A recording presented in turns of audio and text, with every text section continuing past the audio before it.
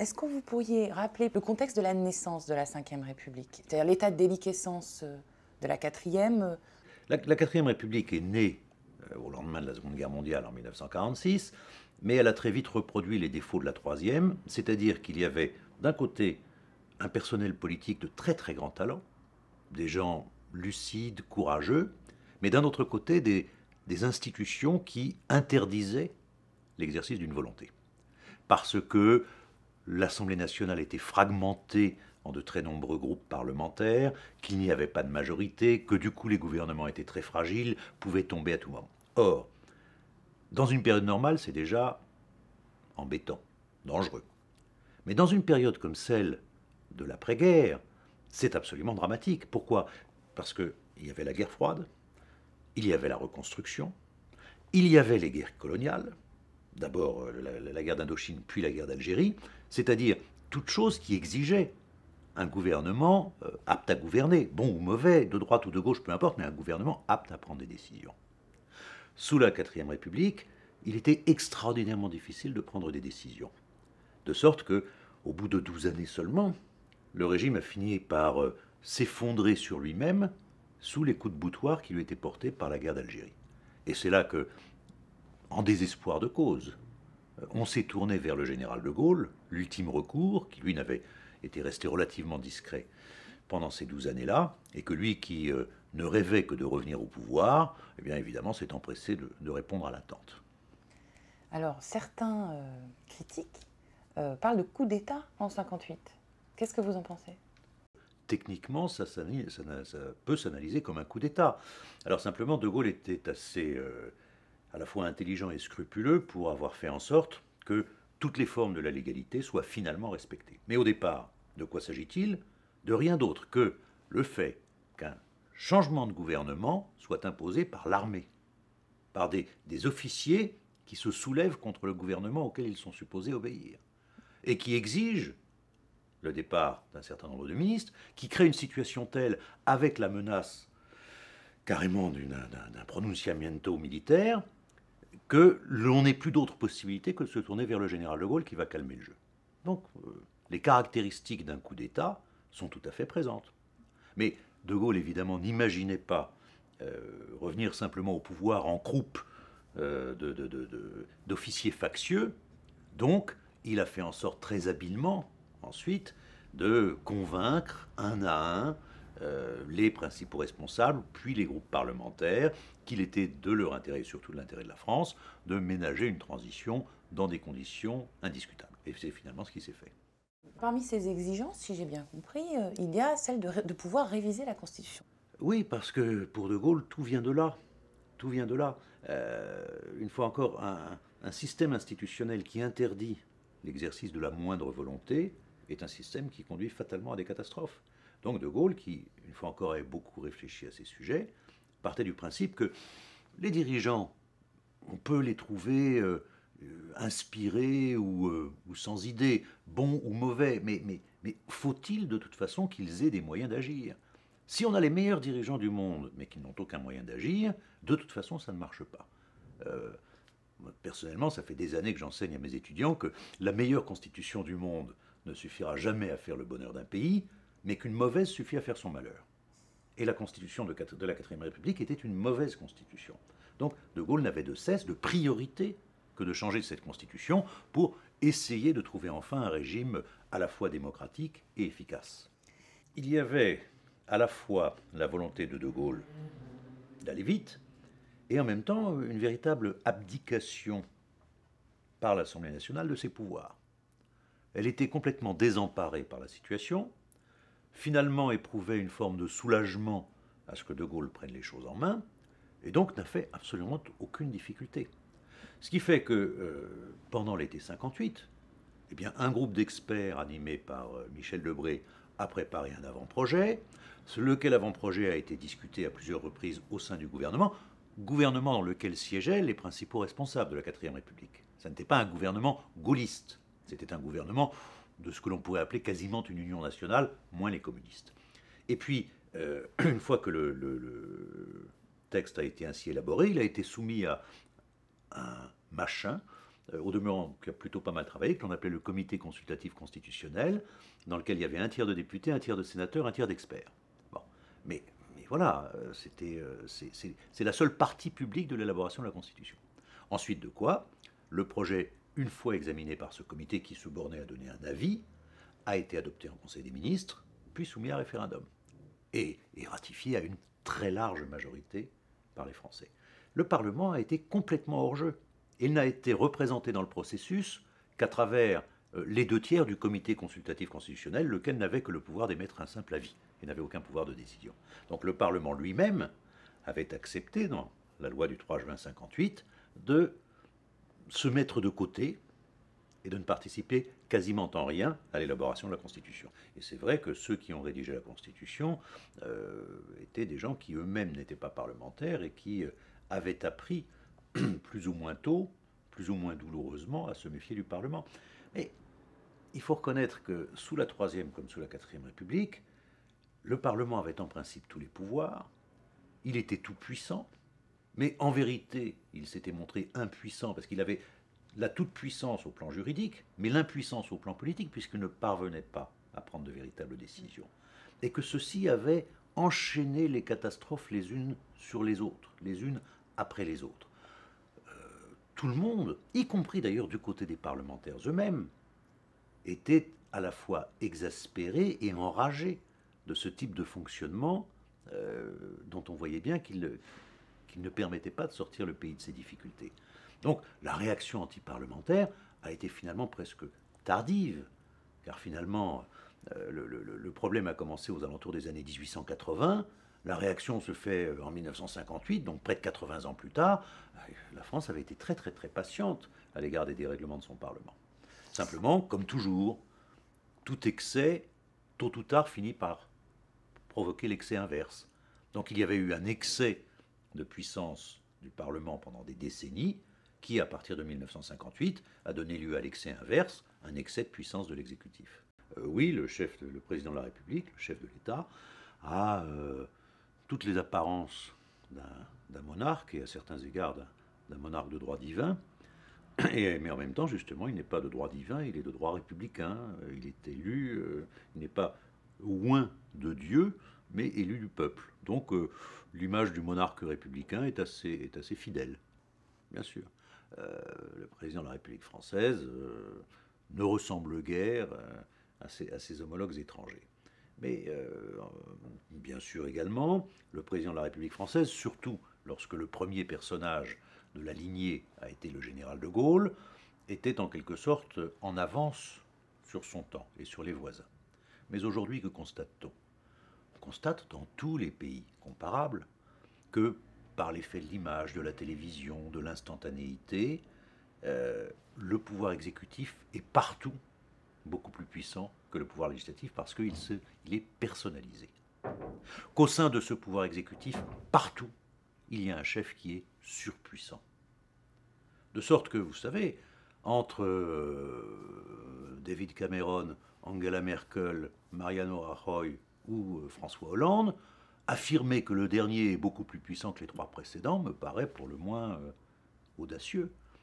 Tous les chefs d'exécutif en Europe, et pas seulement en Europe, sont ceux entre les mains desquels sont concentrés des pouvoirs extraordinaires. J'aimerais justement parler de la singularité du cas français. Vous avez des réserves sur cette singularité. Oui, c'est vrai, le régime français est assez singulier puisqu'il additionne les caractéristiques du régime parlementaire, sans aucun doute. C'est un régime parlementaire. Qu'est-ce qu'un régime parlementaire ? C'est le régime dans lequel le gouvernement est responsable devant le Parlement, c'est-à-dire le gouvernement peut être renversé, obligé de démissionner par le Parlement. Bon. Donc, il y a les caractéristiques du régime parlementaire, et il y a en même temps une caractéristique que l'on trouve plutôt dans un régime présidentiel, qui est l'élection directe du président de la République. Bien. Mais, selon moi, je n'aime pas du tout l'expression régime semi-présidentiel, d'abord parce que pourquoi semi-présidentiel et pas semi-parlementaire, et surtout, enfin bon, pour d'autres raisons. Mais il me semble que la véritable caractérisation de notre régime, c'est que c'est un régime parlementaire avec un pouvoir présidentiel fort, ou avec une légitimité présidentielle forte. Mais ça reste un régime parlementaire. La preuve, c'est les périodes de cohabitation. Parce que le régime est parlementaire, un président de la République qui perd des élections législatives est obligé de nommer quelqu'un du camp d'en face. Ce qui ne serait évidemment pas le cas si c'était un régime présidentiel. Aux États-Unis, Barack Obama vit avec une majorité parlementaire qui lui est opposée sans que ça pose de problème particulier. Ou plus exactement, ça pose des problèmes, mais aux États-Unis, on a l'habitude. Non, en France, ça n'est pas possible. Le régime est parlementaire, le gouvernement aura toujours la même couleur politique que la majorité parlementaire. Et pas nécessairement toujours la même couleur politique que le président. Donc c'est bien un régime parlementaire. Mais il est évident que le fait que le président de la République soit élu au suffrage universel direct, dans une élection très disputée, très politisée, lui donne d'abord une légitimité incomparable, et ensuite, parce qu'il a cette légitimité incomparable, une autorité également incomparable. Le président de la République, au terme du scrutin majeur en quelque sorte, a été choisi par les Français eux-mêmes, par une majorité absolue des Français eux-mêmes. Il en tire une légitimité qui lui permet d'exiger et d'obtenir la subordination du gouvernement, le soutien du Parlement.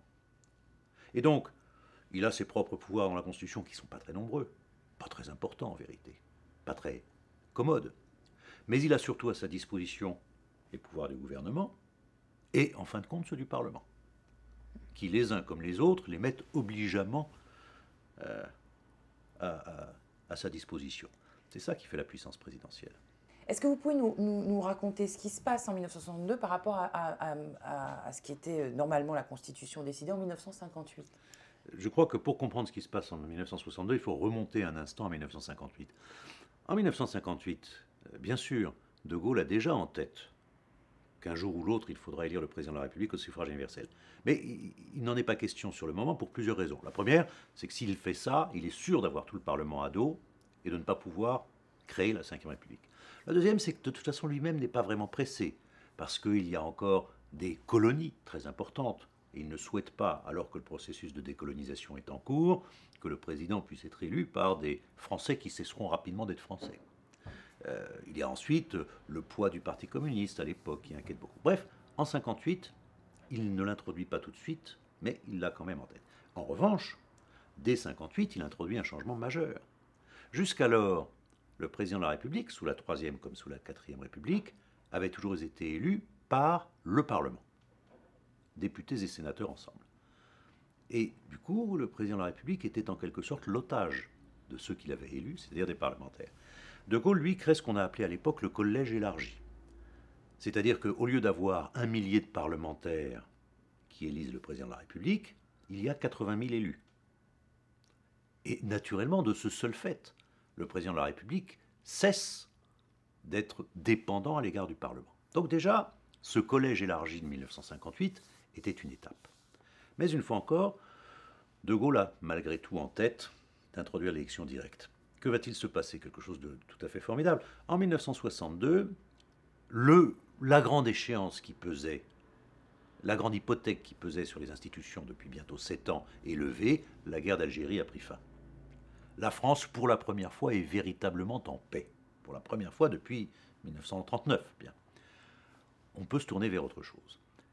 Et De Gaulle pense que le moment est venu de faire la réforme institutionnelle à laquelle il songe. Là-dessus, coup de chance, double coup de chance si j'ose dire, il y a l'attentat du petit Clamart, dont il sort sain et sauf. Alors, c'est son premier coup de chance. Le deuxième, c'est qu'il exploite immédiatement cet événement, et c'est vrai qu'il aurait pu mourir, il a miraculeusement échappé à la mort. Il exploite immédiatement cet événement en disant « mais et si j'étais mort, que se serait-il passé ?» Et là, il décrit, au demeurant très bien, comme il sait faire, la suite en disant « mais voilà, j'aurais été remplacé par un président qui évidemment n'aurait pas eu mon autorité. Et du coup, les nouvelles institutions ne pourraient pas fonctionner comme j'essaie de les faire fonctionner depuis bientôt 4 ans. Donc, il faut absolument changer cela. » Quel est le problème? Il est très simple. Le président de la République, lorsqu'il s'appelle Charles de Gaulle, n'a besoin de rien d'autre que de s'appeler Charles de Gaulle.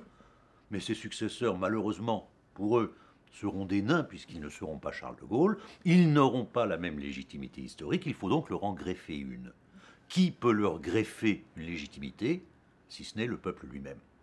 D'où la nécessité de l'élection présidentielle directe. Et c'est comme cela qu'il l'a introduite. Les parlementaires ne s'y sont pas trompés et étaient farouchement contre. Il a d'ailleurs, pour faire passer la réforme, court-circuité le Parlement en convoquant un référendum direct qui était très discutable. Pourquoi les parlementaires étaient-ils farouchement contre? Pas parce que c'était des imbéciles, au contraire, il y avait deux registres. Il y avait d'une part le registre historique, qui était, on a déjà élu un président de la République au suffrage universel direct une fois, c'était en 1848, la Deuxième République, ça s'est terminé par un coup d'État et le Second Empire, donc l'élection présidentielle est en soi suspecte, parce que c'est la porte ouverte à tous les démagogues. Bon. Et puis il y avait, au-delà du registre historique, le registre politique, institutionnel, de gens qui disaient, mais une élection présidentielle directe, c'est un risque extraordinaire de concentration du pouvoir.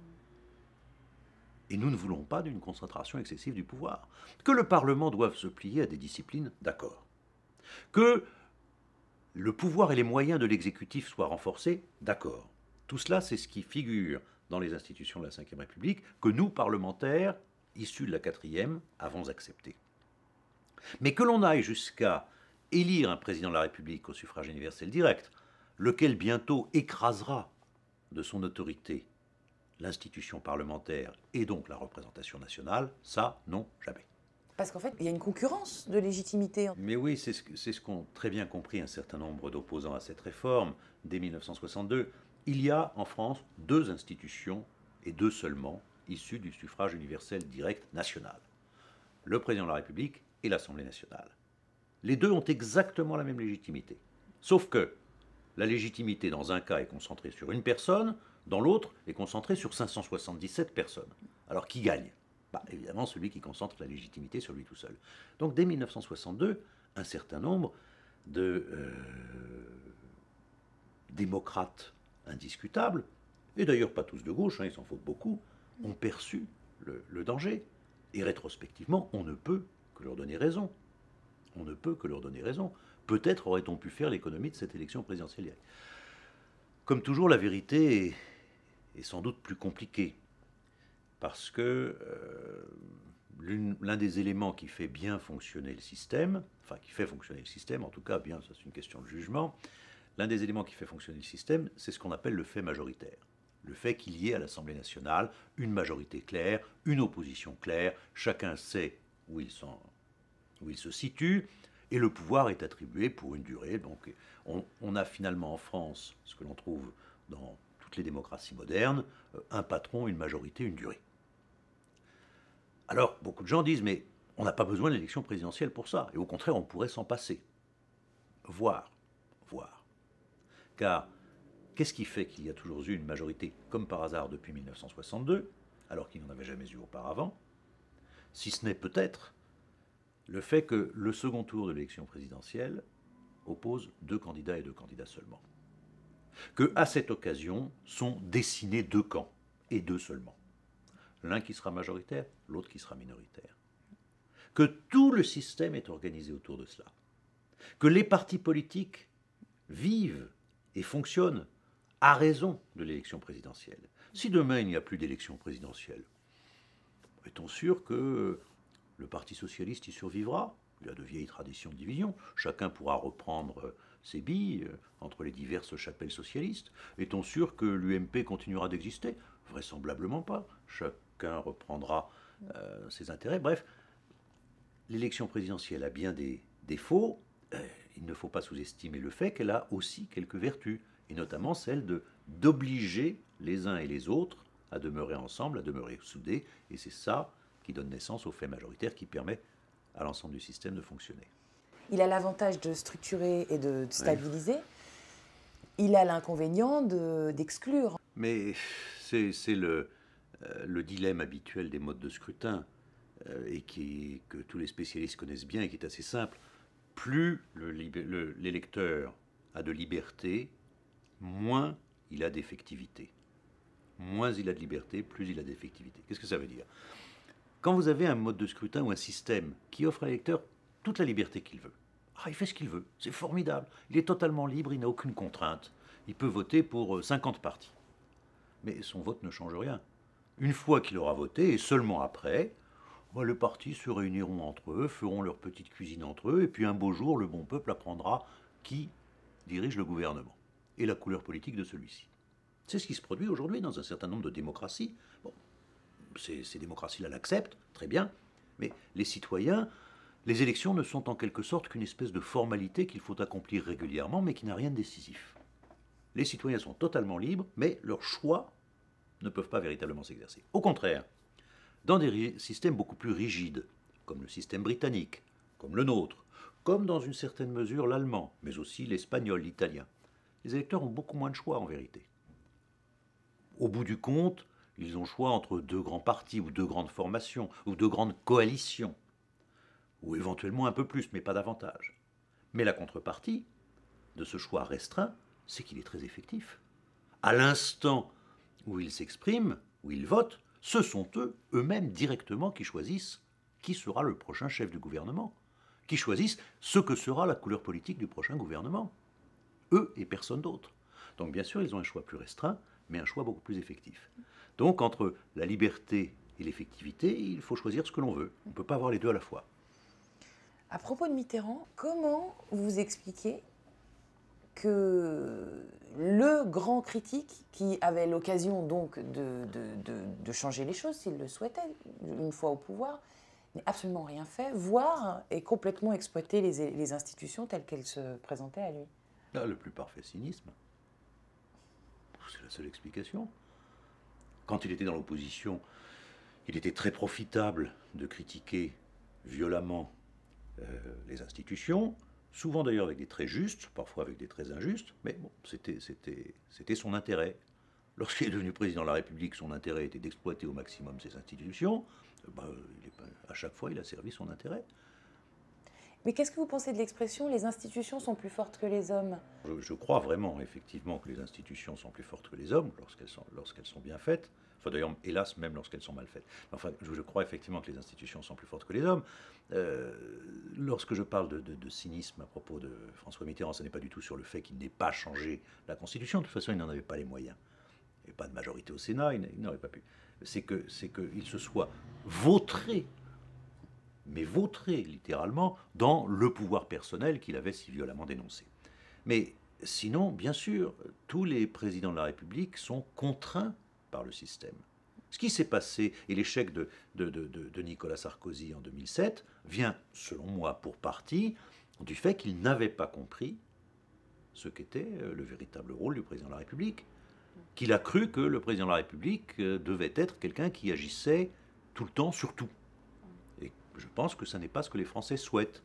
Ce n'est pas ce que les Français souhaitaient. Les Français, ils ont finalement plutôt intégré la logique presque gaullienne d'un président de la République qui s'occupe de l'essentiel et d'un Premier ministre qui est au charbon pour faire tourner la boutique. Et lorsque le président de la République cumule les deux rôles et fait tout à la fois, et du coup d'ailleurs inévitablement ne le fait pas forcément bien, il n'aime pas ça. Tous les présidents de la République deviennent, par exemple, plus européens une fois qu'ils sont élus qu'ils ne l'étaient auparavant. Ils deviennent plus tournés vers les questions internationales qu'ils ne l'étaient auparavant. Ils sont obligés d'assumer pour partie la charge symbolique de présidence de la présidence de la République, même lorsqu'ils n'en ont pas le goût. Le cas de François Hollande est tout à fait typique. Bon, ben oui, les institutions obligent. Les institutions sont plus fortes que les hommes, il faut à eux se plier à leur logique à elles. Il y a un député qui me disait qu'en fait, le quinquennat, à son avis, fait disparaître le Premier ministre. C'est pas une question de tempérament, c'est pas parce que Fillon et Ayrault sont des gens plus discrets, c'est un glissement institutionnel qui est en train de s'opérer. Moi, je suis absolument convaincu que c'est faux. Je suis convaincu que c'est une erreur d'analyse. Je me suis certain que cette erreur d'analyse est ce qui a conduit Nicolas Sarkozy à être battu en 2012 et que c'est ce qui conduirait François Hollande à être battu en 2017 s'il commet la même. C'est une erreur d'analyse. Le quinquennat ne change rien. Rien. D'abord, je rappelle que le premier quinquennat, c'est 2002. C'était Jacques Chirac Et entre 2002 et 2007, on ne peut pas dire que les premiers ministres n'aient pas existé. Aussi bien Jean-Pierre Raffarin que Dominique de Villepin ont au contraire été beaucoup plus présents que le président de la République. Ensuite, par quelle logique étrange, inexplicable, le fait que le président de la République soit élu pour 5 ans plutôt que pour 7 devrait-il l'obliger à être sur le terrain en permanence, quotidiennement, à aller partout où se produit un drame? Non, rien ne le justifie. C'est simplement des présidents de la République qui croient à tort que les Français attendent cela d'eux, qui s'y livrent. Troisièmement, on parle de renversement du calendrier, mais c'est une absurdité. C'est un rétablissement du calendrier. Jamais, jamais, il ne s'est produit dans la Ve République que des élections législatives précèdent immédiatement une élection présidentielle. Ça ne s'est jamais produit. L'ordre normal, c'est soit que les deux sont séparés, soit s'ils ne sont pas séparés, que ce soit la présidentielle d'abord. C'est ça qui s'est produit tout le temps. Donc il n'y a pas eu de renversement du calendrier. Donc je sais que c'est une vision très répandue, que celle qui consiste à dire, sans, à mon avis, le moindre début d'explication, que le quinquennat oblige le président à être beaucoup plus présent, à être beaucoup plus actif, et le Premier ministre à disparaître. Mais, une fois encore, à ce jour, le seul qui est agi ainsi a été battu à l'élection suivante. Et si son successeur agit de la même manière, il sera battu à l'élection suivante. À la dernière élection, le taux de participation a été, il est bien supérieur à la majorité des démocraties occidentales comparables. Hein. Enfin, on est dans des taux très très très supérieurs. Comment vous l'expliquez ce taux incroyable par rapport à d'autres démocraties? Mais par plusieurs causes. La première, c'est que les Français sont très politisés, ça n'est pas nouveau. Nous avons un taux de participation à l'élection présidentielle qui est extrêmement élevé. Contrairement au lamento permanent que nous entendons, nous avons un taux de participation législative qui est extrêmement élevé. Par rapport à nos petits camarades européens, on vote beaucoup plus en France. En France, quand il n'y a que 70% ou 72% d'électeurs aux législatives, on dit mais c'est dramatique, la montée de l'abstention, il faut absolument faire quelque chose. Mais enfin, en Angleterre, qui n'est quand même pas tout à fait une sous-démocratie, lorsqu'ils atteignent 60%, ils crient au miracle. Bon. Donc, nous votons beaucoup parce que nous sommes un pays très politisé. Mais deuxièmement, il est clair que la nature de l'enjeu, la personnalité des compétiteurs, éventuellement le suspense sur le résultat de l'élection, sont autant d'éléments qui jouent, sans qu'on puisse facilement les quantifier, sur la mobilisation. Quand les Français veulent absolument avoir un président ou ne veulent absolument pas en avoir un autre, ils se mobilisent et ils vont voter. Des gens qui, d'ordinaire, dans des élections qui les intéressent moins, pourraient partir pêcher à la ligne, se déplacent pour aller voter. Lorsqu'au contraire, personne n'a su créer d'enthousiasme minimum, mais personne non plus n'a provoqué de rejet maximum, comme en 2002, les électeurs considèrent avoir mieux à faire le dimanche du premier tour que l'effort consistant à aller voter. On en vient justement à la personnalisation, qui est une critique qui est faite. À l'élection présidentielle, on vote moins pour un programme que pour un individu. C'est là que moi je suis le plus porté à sourire, car enfin, s'il y a un terrain sur lequel il n'y a pas de singularité française, c'est celui-ci. Que croyez-vous qu'il se passe aux dernières élections en Espagne? Les Espagnols, ils ont choisi entre M. Rajoy et M. Rubalcaba. En Grande-Bretagne, ils ont choisi entre Gordon Brown et David Cameron. On sait très bien que aux prochaines élections allemandes, ils auront le choix entre Mme Merkel et l'ancien ministre des Finances choisi désormais par le SPD. Ces élections sont hyper personnalisées, hyper personnalisées. Bien sûr, il y a des programmes, comme en France, comme partout, mais la vérité, c'est que dans l'urne, ce qui est déterminant pour le choix de l'électeur, ce n'est pas le nom du député qu'il va élire, c'est, à travers le député qu'il va élire, le nom du chef de gouvernement qu'il choisit. Et il est parfaitement conscient, cet électeur, que le choix de ce chef du gouvernement est entre ses mains. Personnalisation du politique, mais elle est massive dans toutes les démocraties modernes européennes. Les seuls endroits où ça ne fonctionne pas comme ça, c'est les endroits où le choix de l'électeur n'a pas grande importance. que ce soit en Belgique, aux Pays-Bas, au Danemark, quoi que votent les électeurs, ce ne sont pas eux qui désigneront le Premier ministre. Donc effectivement, c'est tout à fait dépersonnalisé. Mais le résultat, c'est qu'ensuite, ce sont les parlementaires qui se débrouillent entre eux pour accoucher d'un gouvernement. Quand ils y arrivent, et l'on a vu récemment en Belgique que parfois ils n'y arrivent pas. Bon. Mais dans les autres régimes, les régimes parlementaires majoritaires, ce sont les électeurs qui choisissent le chef de l'exécutif. Donc, le combat est hyper personnalisé, au moins autant qu'en France, voire presque davantage.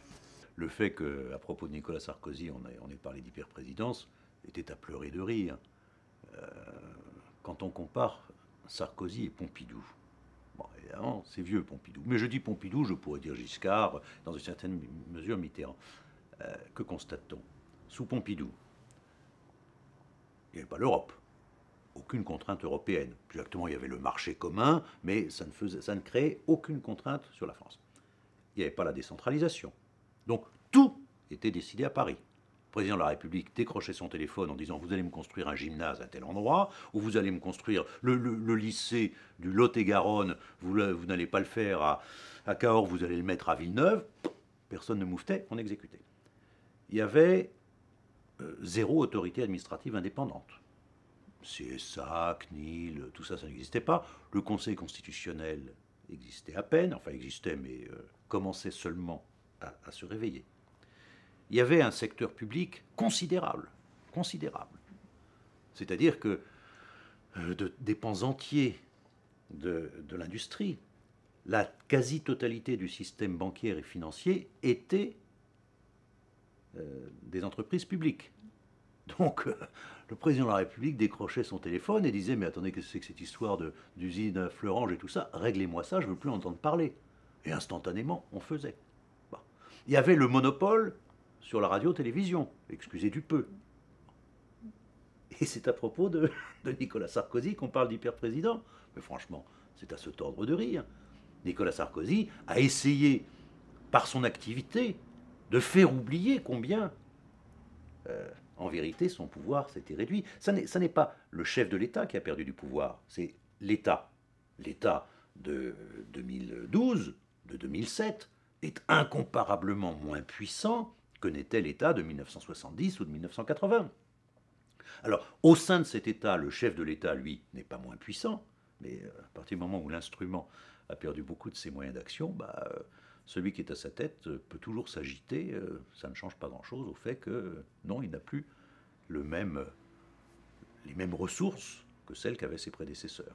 Est-ce que le régime assez vertical de la Ve République, est-ce qu'il correspond à la société de 2012 ? Est-ce que, du coup, ce régime très, très hiérarchisé correspond à cette société qui émerge ? Mais là-dessus, je suis un peu dubitatif, parce que ce qui est hiérarchisé, c'est le fonctionnement de l'État, c'est tout. Mais il n'y a pas le président de la République, le Premier ministre, les ministres, les députés, en dessous les Français. Non, les Français, ils sont au-dessus de tout ça. Ils ne sont pas en dessous. Bon.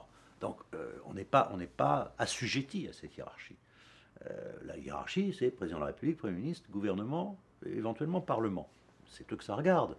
Mais ce n'est pas un modèle de fonctionnement dans lequel les Français seraient prisonniers. Ce qui est plus problématique, c'est que la représentation que l'on se fait de la cinquième, c'est avec un chef tout-puissant, a été très contagieuse.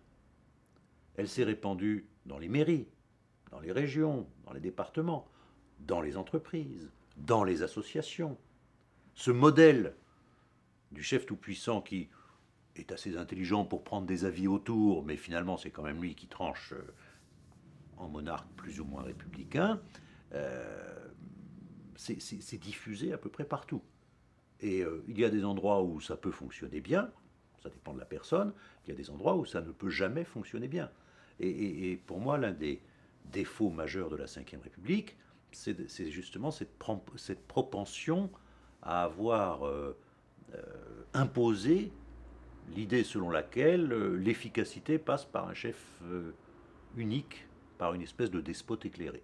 Et ce, dans toutes les activités de la société, ce que je crois profondément faux et de surcroît malsain. D'ailleurs, De Gaulle dit, dans un texte, il dit « Je suis le guide de la France ». Oui, le guide. Ça, c'est inaudible en 2012. Enfin, Peut-être que je me trompe d'ailleurs, mais j'ai l'impression que ça- Bon, c'est inaudible en 2012 parce qu'on euphémise tout. Mais vous savez, quand dans sa campagne, François Hollande parlait de l'État stratège, bon, bah, le chef de l'État stratège, qu'est-ce que c'est d'autre que le guide? Euh, Simplement, on n'ose pas le dire. Alors, est-ce qu'il y a des choses à changer, à votre avis? Toujours des choses à changer, il y a toujours des choses à améliorer. Je pense que l'essentiel du travail a été fait, qu'il reste des choses très importantes à faire, mais pas très nombreuses. Bah, évidemment, la fin du cumul, ce sera véritablement une nouvelle époque.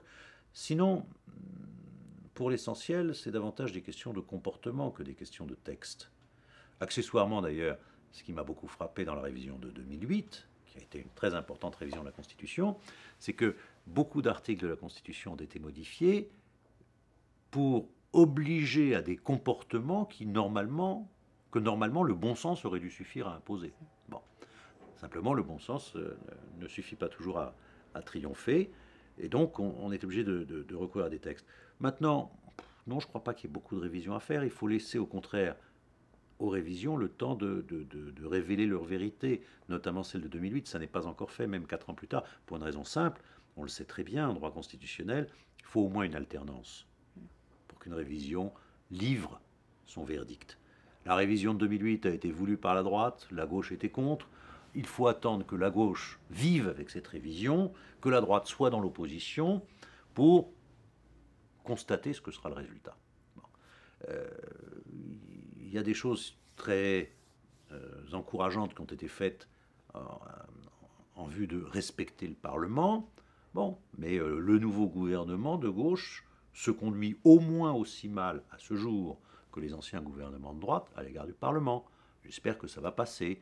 On va le voir assez vite. Mais enfin, pour le moment, par exemple, la totalité des textes examinés par la nouvelle Assemblée l'a été selon la procédure, ce qu'on appelle la procédure accélérée, c'est-à-dire en urgence, sans laisser aux parlementaires le temps de travailler, ce qui est à la fois stupide et irrespectueux à l'égard du Parlement.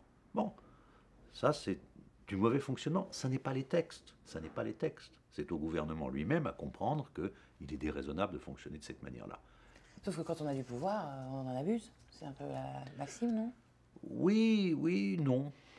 Non, on peut avoir du pouvoir et ne pas en abuser. Et surtout, c'est ne pas comprendre que c'est l'intérêt même du gouvernement que de ne pas se précipiter. Mais surtout, il y a quelque chose d'assez, comment dirais-je, ironique à constater que voilà, la gauche a bataillé à corps et à cri sur le thème de la revalorisation du Parlement.